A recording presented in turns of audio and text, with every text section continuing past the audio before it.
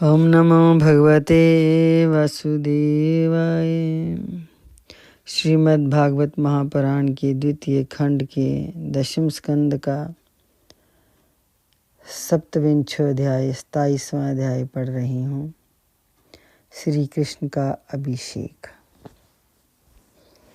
श्री सुखदेव जी कहते हैं, परीक्षित, जब भगवान श्री कृष्ण ने गिरिराज गोवर्धन को धारण करके मूसलधार वर्षा से ब्रज को बचा लिया, तब उनके पास गोलोक से कामधेनु बधाई देने के लिए और स्वर्ग से देवराज इंद्र अपने अपराध को क्षमा करने के लिए आए। भगवान का तिरस्कार करने के कारण इंद्र बहुत लज्जित था, इसलिए उन्होंने एकांत स्थान में भगवान के पास जाकर अपने सूर्य के समान तेजस्वी मुकुट से उनके चरणों का स्पर्श किया। परम तेजस्वी भगवान श्री कृष्ण का प्रभाव देख सुनकर इंद्र का ये घमंड जाता रहा कि मैं ही तीनों लोकों का स्वामी हूँ। अब उन्होंने हाथ जोड़कर उनकी स्तुति की। इंद्र ने कहा, भगवान, आपका स्वरूप परम शांत, ज्ञान में रजोगुण तथा तमोगुण से रहित एवं विशुद्ध अप्राकृत सत्वमय है। यह गुणों के प्रभाव रूप से प्रतीत होने वाला प्रपंच केवल माया में है, क्योंकि आपका स्वरूप न जानने के कारण ही आप में इसकी प्रतीति होती है। जब आपका संबंध अज्ञान और उसके कारण प्रतीत होने वाले देह आदि से है ही नहीं, फिर उन देह आदि की प्राप्ति के कारण तथा उन्हीं से होने वाले लोभ क्रोध आदि दोष तो आप में हो ही कैसे सकते हैं। प्रभु, इन दोषों का होना तो अज्ञान का लक्षण है। इस प्रकार यद्यपि अज्ञान और उससे होने वाले जगत से आपका कोई संबंध नहीं है, फिर भी धर्म की रक्षा और दुष्टों का दमन करने के लिए आप अवतार ग्रहण करते हैं और निग्रह अनुग्रह भी करते हैं। आप जगत के पिता, गुरु और स्वामी हैं। आप जगत का नियंत्रण करने के लिए दंड धारण किए हुए दुस्तर काल हैं।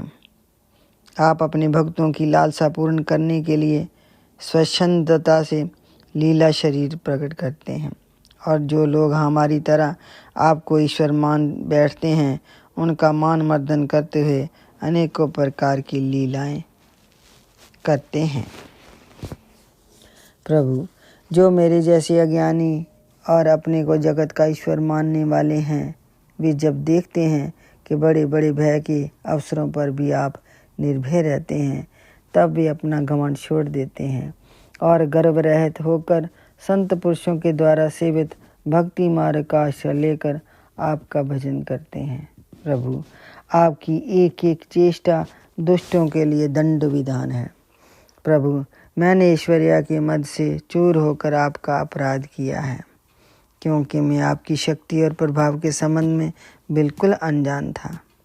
परमेश्वर, आप कृपा करके मुझ मूर्ख अपराधी का यह अपराध क्षमा करें और ऐसी कृपा करें कि मुझे फिर कभी ऐसे दुष्ट अज्ञान का शिकार न होना पड़े। स्वयं प्रकाश इंद्रियातीत परमात्मन, आपका ये अवतार इसलिए हुआ है कि जो असुर सेनापति केवल अपना पेट पालने के में ही लग रहे हैं और पृथ्वी के लिए बड़े भारी भार के कारण बन रहे हैं, उनका वध करके उन्हें मोक्ष दिया जाए, और जो आपके चरणों के सेवक हैं, आज्ञाकारी भक्तजन हैं, उनका अभ्युदय हो, उनकी रक्षा हो। भगवान, मैं आपको नमस्कार करता हूँ। आप सर्वंतर्यामी, पुरुषोत्तम तथा सर्वात्मा वसुदेव हैं। आप यदुवंशियों के एकमात्र स्वामी, भक्त वत्सल एवं सबके चित्त को आकर्षित करने वाले हैं। मैं आपको बार बार नमस्कार करता हूँ। आपने जीवों के समान कर्मवश होकर नहीं, स्वतंत्रता से अपने भक्तों की तथा अपनी इच्छा के अनुसार शरीर स्वीकार किया है। आपका ये शरीर भी विशुद्ध ज्ञान स्वरूप है। आप सब कुछ हैं, सबके कारण हैं और सबकी आत्मा हैं। मैं आपको बार बार नमस्कार करता हूँ। भगवान, मेरे अभिमान का अंत नहीं है और मेरा क्रोध भी बहुत ही तीव्र मेरे वश के बाहर है। जब मैंने देखा कि मेरा यज्ञ तो नष्ट कर दिया गया, तब मैंने मूसलधार वर्षा और आंधी के द्वारा सारे ब्रजमंडल को नष्ट कर देना चाहा। परंतु प्रभु, आपने मुझ पर बहुत ही अनुग्रह किया। मेरी चेष्टा व्यर्थ होने से मेरे घमंड की जड़ उखड़ गई। आप मेरे स्वामी हैं, गुरु हैं और मेरे आत्मा हैं। मैं आपकी शरण में हूँ।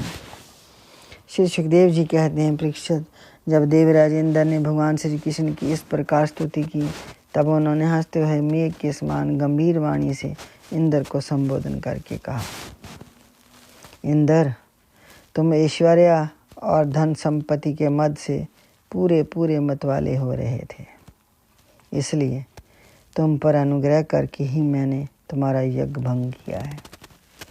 ये इसलिए कि अब तुम मुझे नित्य निरंतर स्मरण रख सको। जो ऐश्वर्य और धन संपत्ति के मद से अंधा हो जाता है, वे ये नहीं देखता कि मैं काल रूप परमेश्वर हाथ में दंड लेकर उसके सिर पर सवार हूँ। मैं जिस पर अनुग्रह करना चाहता हूँ, उसे ऐश्वर्य भ्रष्ट कर देता हूँ। इंद्र, तुम्हारा मंगल हो। अब तुम अपनी राजधानी अमरावती में जाओ और मेरी आज्ञा का पालन करो। अब कभी घमंड न करना, नित्य निरंतर मेरी सन्निधि का, मेरे संयोग का अनुभव करते रहना और अपने अधिकार के अनुसार उचित रीति से मर्यादा का पालन करना। परीक्षित, भगवान इस प्रकार आज्ञा दे ही रहे थे कि मनस्विनी कामधेनु ने अपनी संतानों के साथ गोप वेशधारी परमेश्वर श्री कृष्ण की वंदना की और उनको संबोधित करके कहा। कामधेनु ने कहा, सच्चिदानंद स्वरूप श्री कृष्ण, आप महायोगी योगेश्वर हैं। आप स्वयं विश्व हैं, विश्व के परम कारण हैं, अच्युत हैं, संपूर्ण विश्व के स्वामी। आपको अपने रक्षक के रूप में परापत कर हम सनाथ हो गई। आप जगत के स्वामी हैं, परंतु हमारे तो परम पूजनीय आराध्य देव ही हैं। प्रभु, इंद्र त्रिलोकी के इंद्र हुआ करें, परंतु हमारे इंद्र तो आप ही हैं। अतः आप ही गौ, ब्राह्मण, देवता और साधु जनों की रक्षा के लिए हमारे इंद्र बन जाइए। हम गौएं ब्रह्मा जी की प्रेरणा से आपको अपना इंद्र मानकर अभिषेक करेंगे। विश्वात्मन, आपने पृथ्वी का भार उतारने के लिए ही अवतार धारण किया है। श्री सुखदेव जी कहते हैं, परीक्षित, भगवान श्री कृष्ण से ऐसा कहकर कामधेनु ने अपने दूध से और देवताओं की प्रेरणा से देवराज इंद्र ने इरावती की सूंड के द्वारा लाए हुए आकाश गंगा के जल से देव ऋषियों के साथ यदुनाथ श्री कृष्ण का अभिषेक किया और उन्हें गोविंद नाम से संबोधित किया। उस समय वहाँ नारद, तुम्बुरु आदि गंधर्व, विद्याधर, सिद्ध और चारण पहले से ही आ गए थे। वे समस्त संसार के पाप ताप को मिटा देने वाले भगवान के लोक मलाप जश का गान करने लगे और अप्सराएं आनंद से भरकर नृत्य करने लगी। मुख्य देवता भगवान की स्तुति करके उन पर नंदन वन के दिव्य पुष्पों की वर्षा करने लगे। तीनों लोकों में परमानंद की बाढ़ आ गई और गौओं के स्तनों से आप इतना दूध गिरा कि पृथ्वी गीली हो गई। नदियों में विविध रसों की बाढ़ आ गई। वृक्षों से मधुधारा बहने लगी। बिना जोते बुए पृथ्वी में अनेकों प्रकार की औषधियाँ, अन्न पैदा हो गए। पर्वतों में छिपे हुए मणि के स्वयं ही बाहर आ गए। परीक्षित, भगवान श्री कृष्ण का अभिषेक होने पर जो जीव स्वभाव से ही क्रूर हैं, वे भी वैरहीन हो गए। उनमें भी परस्पर मित्रता होगी। इंद्र ने इस प्रकार गौ और गोकुल के स्वामी श्री गोविंद का अभिषेक किया और उनसे अनुमति प्राप्त होने पर देवता गंधर्व आदि के साथ स्वर्ग की यात्रा की। यदि श्रीमद् भागवत महापुराण के 10वें स्कंद का 27वां अध्याय संपूर्ण। श्रीमद् भागवत महापुराण की आरती। आरती अति पावन पुराण की, धर्म भक्ति विज्ञान खान की। महापुराण भागवत निर्मल, सुखमुख विगलित निगम कल्प फल। परमानंद सुधा रस में कल, लीला रति रस रस निधान की।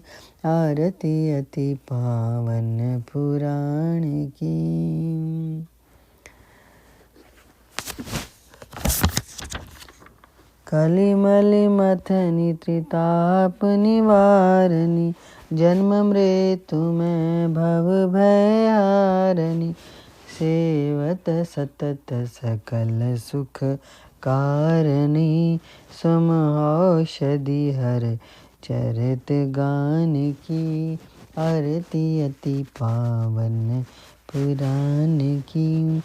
विषय विलास विमोह विनाशिनी, विमल विराग विवेक विकाशनी। भगवत तत्व रहस प्रकाशनी, परम ज्योति परमात्म ज्ञान की। आरती अति पावन पुराण की। परमहंस मुनि मन उल्लासनी, रस हृदय रस रास विलासिनी। भुक्ति मुक्ति रति प्रेम सुदासनी, कथा कंचन प्रिय सुजान की। आरती अति पावन पुराण की। धर्म भक्ति विज्ञान खान की। ओम नमो भगवते वसुदेवाय।